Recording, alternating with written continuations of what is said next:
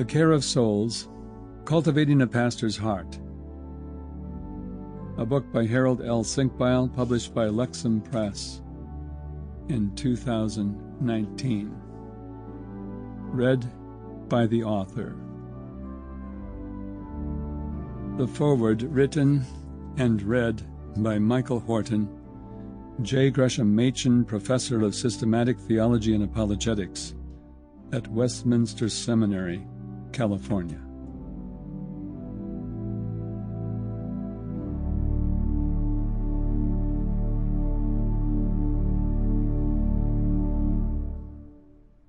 Books on preaching, church leadership, vision, and strategy continue to flow from numerous presses these days. Pastors' conferences abound for those who want to learn how to reach particular niche demographics.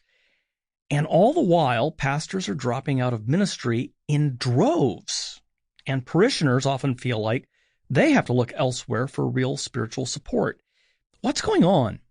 Why have so many who entered the ministry precisely in order to cure souls found it an intolerable burden? Why is there so much technique and so little help to aid those who aspire to be, more than anything else, shepherds of Christ's flock? Harold Senkbeil offers here not only the best explanation of the problem, but the best alternative that I've seen in many years. A friend for a long time, Harold has impressed me as one of the few real guides for how the gospel is applied in pastoral ministry. His first book of interest to me personally was Dying to Live, The Power of Forgiveness, back in 1994. Sanctification, the theme of that book, is not our part in salvation. Rather, it's Christ's working by His Spirit always through the gospel. Driven by forgiveness and justification, the Christian life is true freedom. Growing in the grace and knowledge and obedience of Christ is the result of being united to Christ Himself, His person, and His work.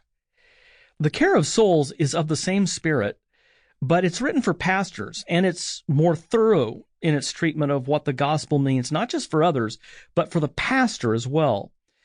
If the shepherd isn't gospel-driven in his own life, it shouldn't be surprising that the sheep experience a disconnect between justification and sanctification. Christ becomes the center of the one, but not of the other. Yet this book is much more than a pastoral theology deduced from a central dogma. Besides being theologically informed, anchored in the Reformation heritage, the insights of this volume are the fruit of a half-century of pastoral ministry, including many years of pastoring shepherds as well as sheep. Just as we can lose the joy of our salvation, we as ministers can lose the joy of our vocation.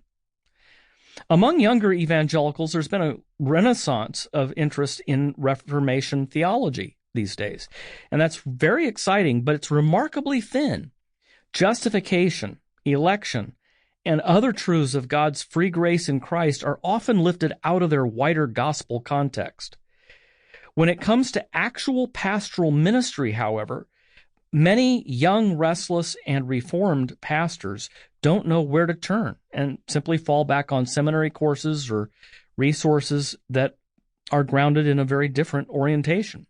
They may have learned a new doctrine, but Reformation piety isn't just a doctrine. It's a new way of conceiving God, humanity, salvation, vocations in the world, and the hope of resurrection. It's a new way of being a pastor, of leading God's people. Just as one can't patch up an old wineskin, one can't simply tack on a few Christ-centered doctrines to an essentially human-centered approach to pastoral ministry. The Reformation wasn't just about doctrinal correctness, it was about salvation, which can only be found in Christ, even for lifelong believers, even for pastors.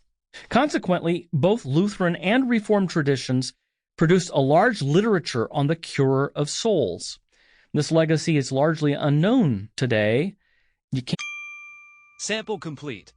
Ready to continue?